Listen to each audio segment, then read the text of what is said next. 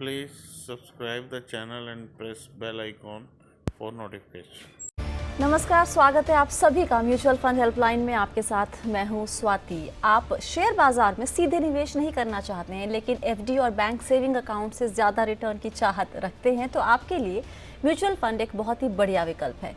Mutual fund में आप अपने हर छोटे बड़े लक्ष्य के लिए निवेश कर सकते हैं और निवेश की सही स्ट्रैटेजी अपनाकर अच्छा खासा मुनाफा भी कमा सकते हैं। तो म्यूचुअल फंड में कैसे होगा निवेश, लक्ष्यों के मुताबिक किस फंड में निवेश करना है, ये कैसे तय करें, इस तरह के तमाम सवालों के जवाब आपको हम देते हैं हमारे शो म्यूचुअल फंड हेल्पलाइन में। शुरू करते हैं आज का शो और देखते हैं कि आज के शो में खास क्या है। महज 18 साल की उम्र में अगर निवेश की शुरुआत कर रहे हैं तो कहां से शुरुआत करना आपके लिए बेहतर होगा? स्टॉक्स के मुकाबले म्यूचुअल फंड में फायदा दिखने में ज्यादा वक्त क्यों लगता है? क्या डिस्ट्रीब्यूटर का कमीशन टोटल एक्सपेंस रेशियो का हिस्सा होता है? और फंडनामा में इस हफ्ते ईएसजी फंड क्या होते हैं और क्या है इस पर हमारे गेस्ट की राय?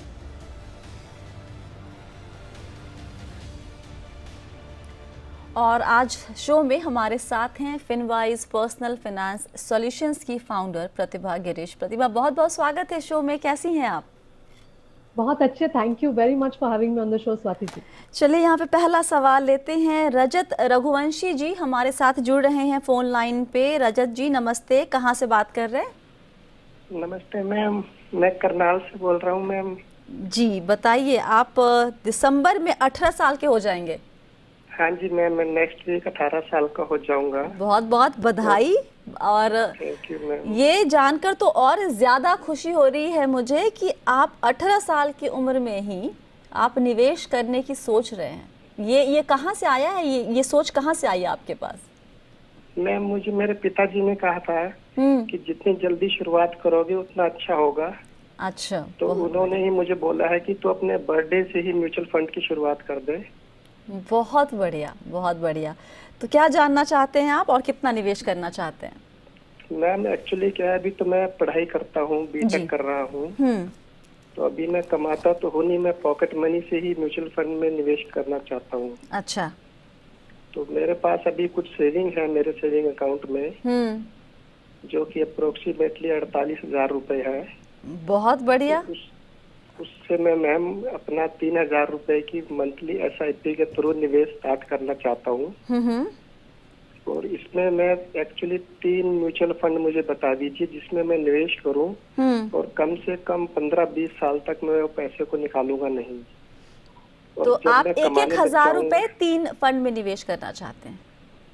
हाँ जी मैम, 3 फंड बता दीजिए या कुछ कम हो कम बता दीजिए, मुझे इतना आइडिया तो है नहीं है। तो अभी जो आपके पास सेविंग अकाउंट में 48,000 रुपए हैं, जब ये खत्म हो जाएंगे तो आप वो 3,000 कंटिन्यू कर पाएंगे उसके बाद?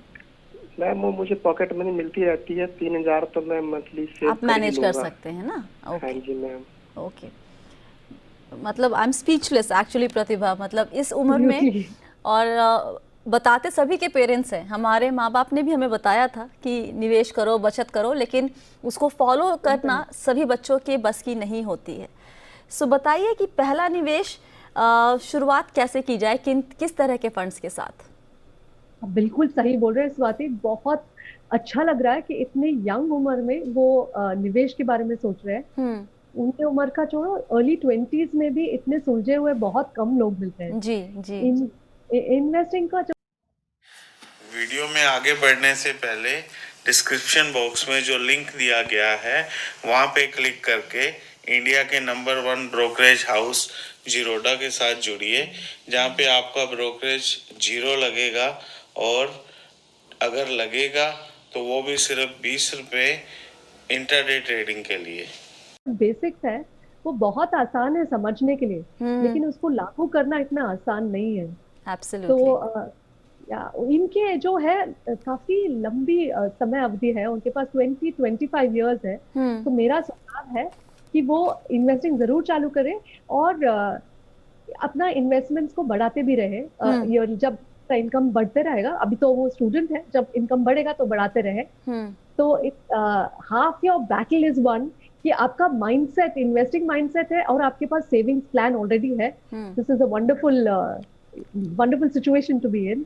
3 फंड्स अगर आप पूछ रहे हैं, I think it's a good idea 3 fund में इन्वेस्ट करना इतना लॉन्ग टर्म के लिए. तो PPFS long term equity fund, Axis mid cap fund, Mirae asset emerging blue chip fund, ये 3 फंड्स में इन्वेस्ट कर सकते हैं और इसका बहुत अच्छा उनको रिजल्ट आएगा इतना जल्दी इन्वेस्ट करने. ओके, तो रजत, जी मैम. सिंपल सवाल और सिंपल जवाब. आपके 3 नाम आपको मिल गए हैं, ठीक है. और आप इनमें निवेश शुरू कीजिए और आगे चलते हुए कभी कहीं कोई उलझन हो तो आप सवाल दोबारा हमें ज़रूर भेजिएगा. जी मैं बिल्कुल, मैं आगे भी कॉल करूंगा आपको जब मैं कमाने लग जाऊंगा, जब निवेश कभी भी. तो thank you so much.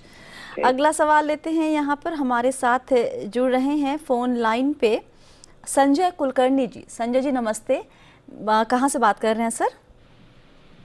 Hello जी संजय जी, आपको आवाज़ आ रही है मेरी? हाँ आ रही है जी.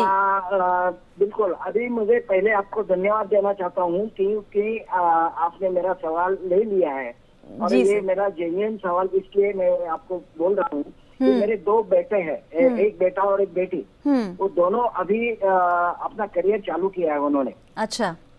हाँ, एक बेटा अभी 29 साल का है और बेटी है 27 साल की. अभी उनकी शादी नहीं हुई है.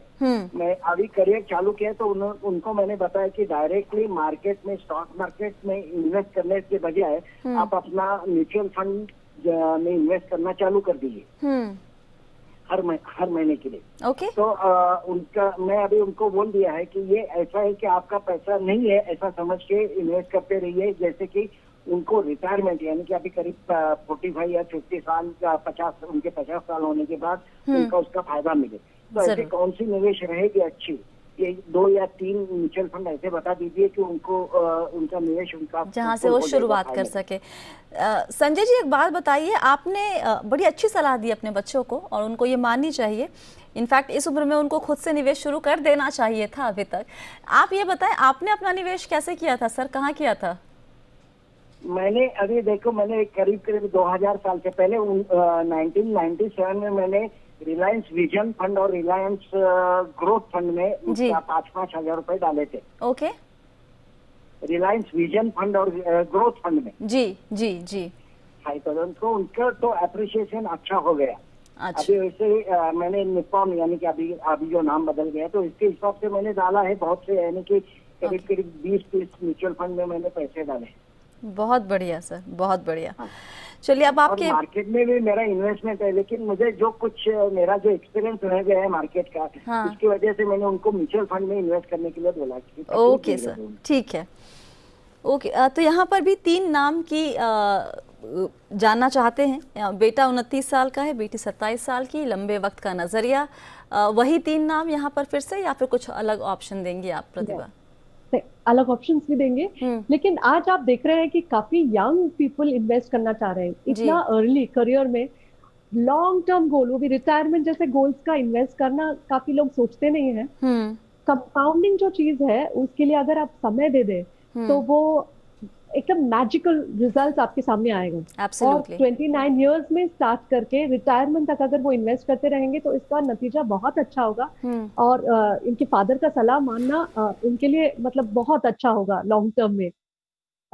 मेरा मानना है कि जो पहले 3 फंड दिया था बहुत अच्छे हैं, उसी में कर सकते हैं. अगर और चॉइस चाहिए तो axis blue chip fund, Invesco contra fund, ये भी कंसिडर कर सकते हैं. तो ये आपने जो ऑल्टरनेटिव दिया है, मतलब पहले के 3, और सॉरी मैंने आपका जो आखिरी नाम आपने बताया वो मैं सुन नहीं पाई. Invesco contra fund. Okay. Why contra fund?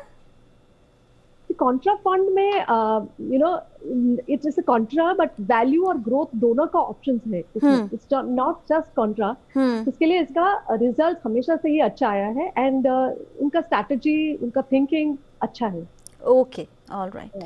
तो कुलकर्णी सर, आपके सामने ऑप्शंस आपको हमने दे दिए हैं. इसमें से आप कोई भी 3 फंड जो लक्ष्य आप चाहते हैं निवेश करना 5000 से 10,000 रुपये, आप इनमें अपने बच्चों को कह सकते हैं निवेश शुरू कर लें अपना. अगला सवाल हम लेते हैं, मैं वो निशांत निशांत ने अपना सवाल ईमेल के ज़रिए भेजा है। बहुत ही इंटरेस्टिंग सवाल है। दोनों ही जगह निवेश करते हैं वो, इक्विटी में भी डायरेक्ट और म्यूचुअल फंड में भी। उन्होंने नोटिस किया है कि जब गिरावट होती है और उसके बाद बाज़ार में करेक्शन आता है तो स्टॉक में करेक्शन ज़्यादा जल्दी दिखाई देता है, म्यूचुअल फंड में उस तरीके subscribe the channel and press bell icon for notification से वो करेक्शन दिखाई नहीं देता है। ऐसा क्यों होता है? और शायद इसलिए बहुत सारे लोग चाहते हैं कि स्टॉक में निवेश करें और फट से वहाँ पैसे बन जाएंगे। अगर करेक्शन गिरावट हुई भी तो वहाँ पे जो रिकवरी है वो जल्दी से देखने को मिल जाएगी। एक लालच वहाँ पर आ जाता है इक्विटी को लेके, डायरेक्ट इक्विटी में निवेश को लेके। क्यों होता है कि म्यूचुअल फंड में भी हालांकि इक्विटी है प्रतिभा, लेकिन यहाँ पर स्लो रिकवरी क्यों दिखती है हमें?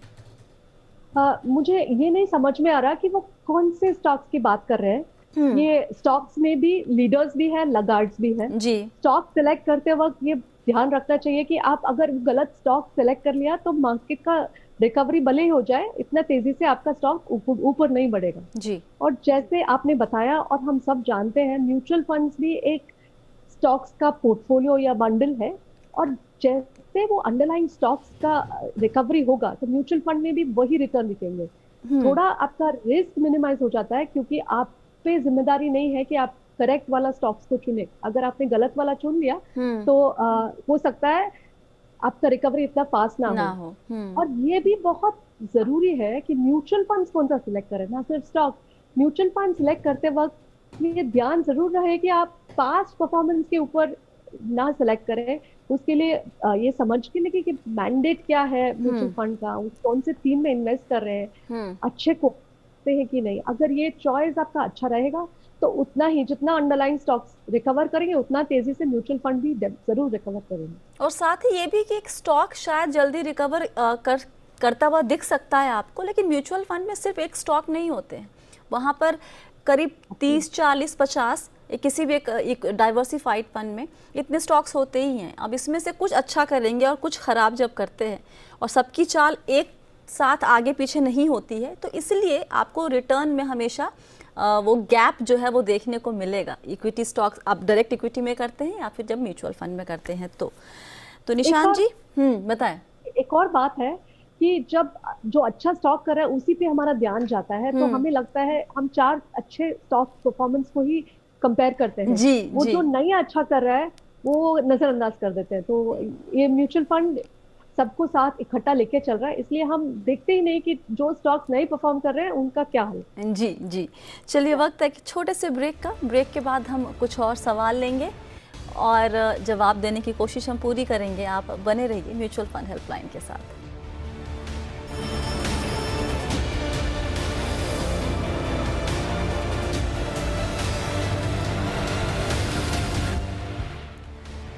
म्यूचुअल फंड हेल्पलाइन में एक बार फिर से आप सभी का स्वागत है। आज आपके सवालों के जवाब दे रही हैं फिनवाइज पर्सनल फाइनेंस सॉल्यूशंस की फाउंडर प्रतिभा गिरीश। अगला सवाल लेते हैं। संजय कपूर का सवाल ईमेल के ज़रिए भेजा है। उन्होंने लिखा है कि जब वो म्यूचुअल फंड में निवेश करते हैं किसी ब्रोकर के ज़रिए तो वो कमीशन चार्ज करते हैं, तो क्या ये कमीशन उनके टोटल एक्सपेंस रेशियो का जो म्यूचुअल फंड का TER होता है उसका हिस्सा है या फिर नहीं? मुझे ये समझ में नहीं आ रहा प्रतिभा इस सवाल में कि क्या जो डिस्ट्रीब्यूटर या ब्रोकर उनसे भी कुछ चार्ज कर रहे हैं अलग से, क्या मतलब सर्विस देने के बदले? हालांकि करना नहीं चाहिए क्योंकि इस पे सेबी की जो नियम है, गाइडलाइंस है, वो बहुत ही साफ साफ कहती है कि एडवाइज़र क्लाइंट से चार्ज करेगा, डिस्ट्रीब्यूटर चार्ज नहीं करेगा, उनको AMC से मिलता है कमीशन। लेकिन जो अगर हम ये मान के चलें कि ये शायद TER में कमीशन कंपोनेंट होता है या नहीं, इसके बारे में अगर जानना चाह रहे हैं तो इसका जवाब क्या होगा? हाँ, तो ये डिस्ट्रीब्यूटर का जो ब्रोकरेज या कमीशन है वो TER का ही हिस्सा है जी। अगर आप देखेंगे TER रेगुलर प्लान्स के लिए अलग है और डायरेक्ट प्लान्स के लिए अलग है जी। और इन दोनों के बीच में जो अंतर है वो ज्यादातर ब्रोकरेज में जाता है। तो आज के तारीख में NSDL या CDSL स्टेटमेंट्स आपको जो आते हैं ऑन अ मंथली बेसिस जब आपका एक्टिविटी होता है, तो उसमें क्लियरली लिखा रहता है कि एक हर म्यूचुअल फंड पे आपका डिस्ट्रीब्यूटर को कितना इनकम हुआ, आपके वजह से कितना इनकम हुआ। ये जानना बहुत जरूरी है ताकि आप उनको जिम्मेदार ठहरा सके कि उन्होंने आपको अच्छे फंड्स का सिलेक्शन दिया जो आपके जरूरत और लक्ष्य के हिसाब से हो और गुड क्वालिटी फंड्स का सुझाव दिया हो। तो इसके अलावा कोई चार्ज डिस्ट्रीब्यूटर्स नहीं करते, जैसे आपने बताया रूल है, और कोई एक्स्ट्रा चार्ज नहीं लगता। जो टीआर में है और ब्रोकरेज जो कंपनी से मिलता है उतना ही charge. Please subscribe the channel and press bell icon for notification. Okay, तो संजय जी, अगर आप ये शो देख रहे हैं तो आपको ये क्लैरिटी मिल गई कि जो भी आपको जो आपका टीआर दिखाता है, आपने एक स्क्रीनशॉट भी भेजा था अपने मेल में, उसमें जो कमीशन कंपोनेंट है वो ऑलरेडी इंक्लूडेड होता है, और इसीलिए रेगुलर प्लान का जहाँ पर एक ब्रोकर शामिल होता है इसको बेचने में, वहाँ पर टीआर आपको ज़्यादा दिखेगा कंपेयर टू डायरेक्ट प्लान। अब सवाल जवाब का सिलसिला हम यहाँ पर ख़त्म करते हैं और रुख करते हैं हमारे ख़ास सेगमेंट फंडनामा की तरफ।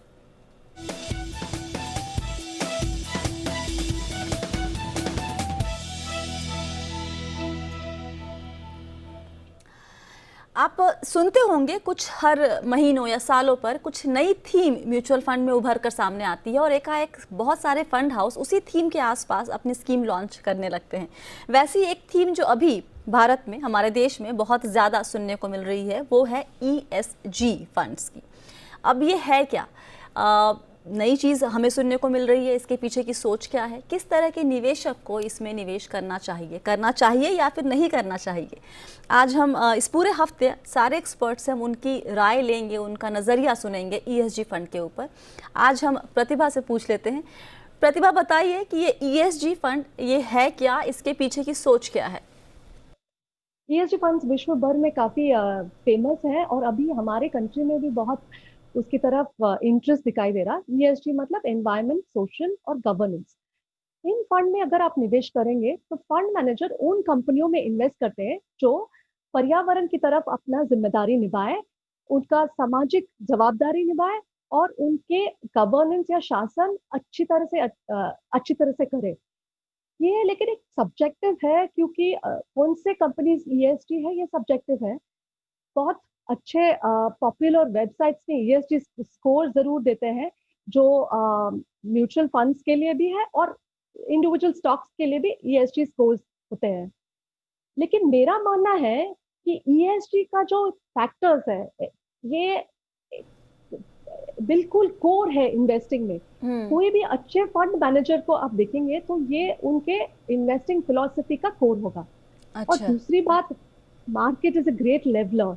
अगर किसी कंपनी ने अपने कम समय में अच्छा रिटर्न्स देने की कोशिश करे और ये 3 फैक्टर्स में किसी को भी नजरअंदाज कर दे, जैसे पर्यावरण की तरफ अपनी जिम्मेदारी ना निभाए, कुछ हवा या पानी में पोल्यूशन कर दे, या फिर रिस्पॉन्सिबिलिटी ना निभाए और वर्किंग कंडीशंस अच्छा ना हो और डिस्क्रिमिनेटरी पॉलिसीज यूज करे, या गवर्नेंस अच्छा ना हो और उन्होंने टैक्स में चोरी कर दी, या फिर बहुत ऑडिट ठीक से ना करवाए, ये सब करने से कभी ना कभी मार्केट उसको कड़ी सजा जरूर देगी। तो ये अच्छे परफॉर्मेंस नहीं रहेंगे। तो हर फंड मैनेजर, जो भी अच्छा परफॉर्म कर रहे हैं फंड मैनेजर, उनके कोर फिलॉसफी में ESG के सारे फैक्टर्स हैं। तो अगर आप गुड क्वालिटी फंड्स को सिलेक्ट करें तो ESG का अपने आप उसमें it becomes a part of it. तो ESG फंड्स उन लोग के लिए, जैसे आपने बोला किसको अच्छा कॉन्सेप्ट है, लेकिन ये कॉन्सेप्ट तो बहुत जरूरी है इन्वेस्टिंग सक्सेस के लिए। जिनको निश्चित तौर पे कुछ प्रेफरेंसेस होते हैं, जैसे वो सिगरेट कंपनी में इन्वेस्ट नहीं करना चाहते, या शराब की कंपनी में इन्वेस्ट नहीं करना चाहते, या फिर शरिया कंप्लायंट कंपनीज में इन्वेस्ट करना चाहते हैं, उनके लिए ये अच्छा चॉइस है।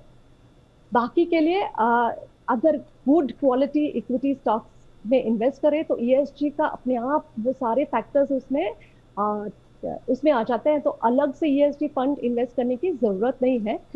हालांकि इसके बिना इन्वेस्टिंग सक्सेस, ये फैक्टर्स अगर आप देखेंगे नहीं तो इन्वेस्टिंग में सक्सेस पाना बहुत ही मुश्किल है। तो फंड मैनेजर का आप बात सुनेंगे तो पता चल जाएगा। तो आप कह रहे हैं कि any which way fund manager या किसी भी फंड हाउस का जो कोर होता है वो ESG के ही आधार पर होता है, उनको ये फॉलो करते हैं, राइट? और जिसका भी सस्टेनेबल सक्सेस हुआ है डेफिनेटली फॉलो करते हैं, उसके बिना हो ही नहीं सकता। ओके, तो अब ये बताएं कि अब जब ऑलरेडी वो फॉलो करते हैं और आपने भी कहा कि अलग से ESG फंड फिर क्यों लॉन्च करना, तो फिर ये तो निवेशक एक कंफ्यूज ही हो जाएगा ना कि जब वो ऑलरेडी एक फंड हाउस के तौर पे इसको फॉलो कर रहा है तो जो बाकी उसके फंड्स हैं वो भी वहाँ पे जो स्टॉक्स होंगे वो भी शायद इन्हीं मानकों पे या इसी पैरामीटर पे चुनकर लिए गए होंगे अपने पोर्टफोलियो में। तो एक निवेशक इससे ज़्यादा उलझन में नहीं आ जाएगा? एक तो नया एक ऑप्शन आ गया, मेरे पास पहले से ही उस फंड हाउस के या सभी फंड हाउस के फंड्स हैं, तो मैं इधर जाऊं कि ना जाऊं, नाम बहुत सुनने को मिल रहा है, तो ये सब चीज़ एक नहीं जी। ये एक्चुअली ग्लोबली आप देखा जाए तो इसमें रिटर्न्स अच्छे मिल रहे हैं। तो हाँ। आज की तारीख में निवेशक को पता है कि ग्लोबली ESG फंड्स अच्छे कर रहे हैं। हालांकि यहाँ पे तो बहुत सारे फंड मैनेजर्स ऑलरेडी इसको फॉलो कर रहे हैं। अगर किसी को सिलेक्शन क्राइटेरिया में ज्यादा उनको रिसर्च नहीं करना है और नाम से अगर वो जाना चाहे तो ESG चूज करना उनके लिए इजी पड़ेगा। और जैसे मैंने बताया, अगर आपका पर्सनल चॉइस हो, जैसे आपको शरिया कंप्लायंट चाहिए या आप ये बहुत स्ट्रांगली बिलीव करते हैं कि शराब की कंपनी में इन्वेस्ट ना करना हो, तो उनके लिए ये ESG फंड्स इजी चॉइस है। ओके, अच्छा एक चीज यहाँ पे प्रतिभा, एक सवाल मेरे जहन में ये आ रहा है कि वो जो क्राइटेरिया बनाते हैं कि ये जो कंपनियां हैं वो ESG के दायरे में आती हैं और इसलिए मैं इन कंपनियों को इस फंड में लूँगा, ये जो क्राइटेरिया है वो कोई स्टैंडर्ड क्राइटेरिया उसके लिए है, कोई फिल्टर लगाया गया है, या फिर हर फंड हाउस अपने हिसाब से ESG फंड का सिलेक्शन कर रहा है या स्टॉक्स का सिलेक्शन कर रहा है? हाँ, जैसे मैंने बताया वो सारे स्टॉक्स का ESG स्कोर होता है, लेकिन स्टैंडर्डाइज्ड है ये नहीं है, सब्जेक्टिव है। तो कौन सा ESG स्कोर वो फॉलो कर रहे हैं, कहाँ से, ये थोड़ा सब्जेक्टिव है। पर there is an ESG score, उसको फॉलो करके ही, अगर वो मैंडेट है उनका ESG, तो ESG फॉलो करके ही वो स्टॉक्स पिक करेंगे। और ये स्कोर कौन देता है, कहाँ से आता है? ESG स्कोर मॉर्निंगस्टार जैसे वेबसाइट्स में पब्लिश होता है। इनका सोर्स एग्जैक्टली कौन सा फंड फॉलो करते हैं इसका मुझे खबर नहीं। ओके, ऑलराइट, ओके, बहुत बहुत शुक्रिया प्रतिभा आज सभी सवालों के जवाब देने के लिए। Thank you so much Ravi.